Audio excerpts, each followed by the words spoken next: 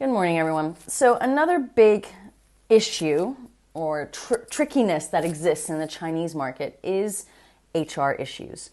Whether it's having high turnover of staff, whether it's not finding the right skill set of workers that you need to build that momentum and scale up in the market, whether it's not understanding HR regulations and how to formulate compensation packages that can entice people to not only join your company, but also stay long-term within your organization.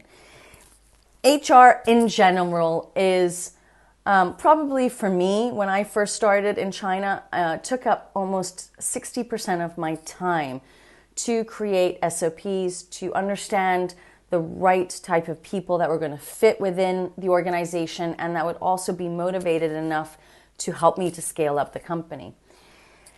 There is a huge talent pool in China. Let's face it. There's a huge talent pool, and the assumption is we'll find people. But it's not so easy to find the right people that have the right communication capabilities and the right skill set to not only join your company and transition into your company, but also to transform your company into something that can scale up in the Chinese market.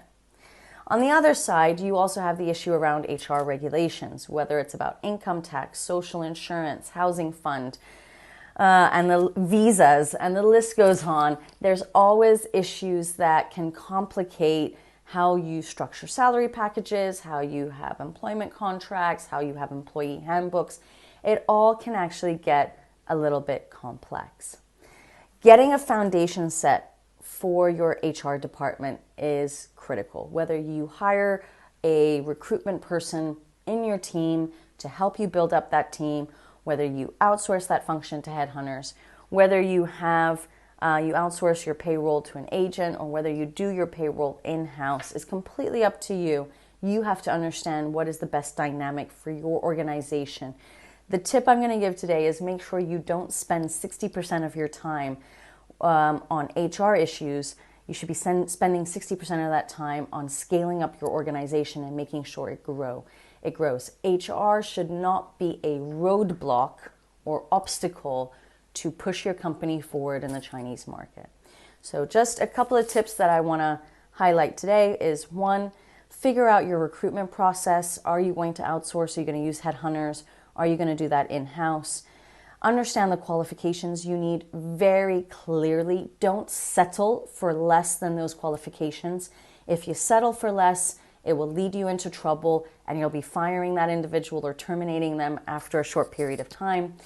Don't have the fear of rocking the boat, which is certainly something that I had as I started up in China. What I mean by rocking the boat is the fact that, you've built up a team, you're satisfied, you're not thrilled, you're not motivated by them, but you're satisfied and they're doing an okay job, right? And you don't want to terminate anybody because you don't want to rock the boat in case other people will leave or that you'll run into HR dilemmas, all of this type of stuff.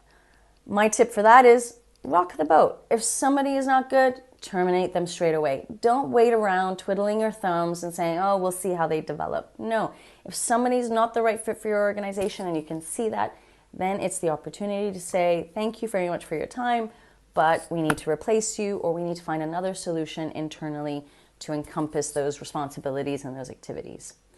The fourth tip I'm going to give you is around HR regulations. Knowledge is power. Gain a certain knowledge level around social insurances, housing fund, calculating income tax, and just generally how salary packages are created in China. What options do you have, not only for mainland Chinese staff, but also for foreigners you may want to hire on the ground in China.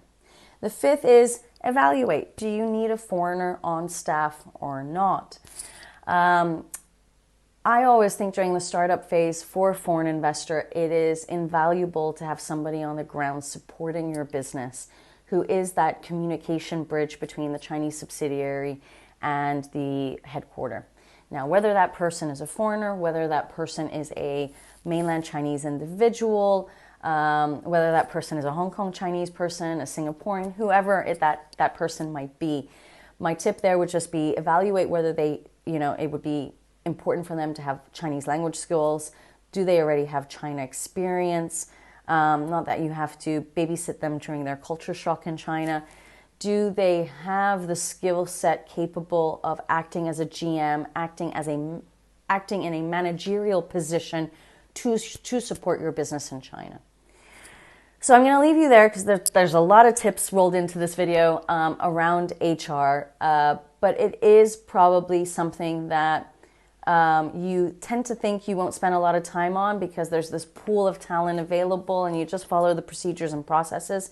In theory, you do, but as you're starting up your business, there's always going to be more turnover and fluctuation as you figure out what is the right fit for your team, and as you figure out also how you want to pay these individuals, what type of compensation packages do you want to create for them.